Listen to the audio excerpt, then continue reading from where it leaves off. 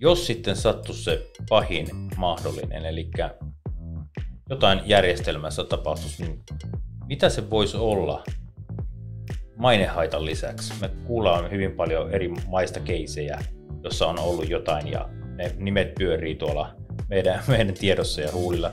Mitä tuosta niin kun voi kunnalle ja kaupungille seurata, jos tuommoista vaikutusten arviointia ei ole tehty ollenkaan?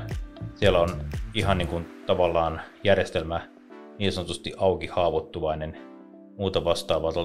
Mikä voisi olla se pahimmat skenaariot, mitä tuossa voisi tapahtua? Niin tämähän ei välttämättä liity siihen, niin kuin, että onko siinä järjestelmässä jotain niin kuin tietoturvaan liittyviä haavoittuvuuksia tässä, vaan tässä on niin kuin kyse siitä, että täytetäänkö me se niin kuin lainsäädännön asettama niin kuin velvollisuus ja ollaanko niin sanotusti vaatimusten mukaisia sitten mitä tulee siihen lainsäädäntöön.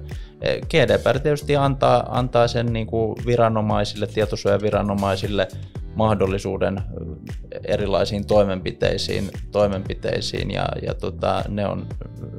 ne voi olla sitten niin kuin aina jonkunnäköisestä huomautuksesta eteenpäin siihen taas, että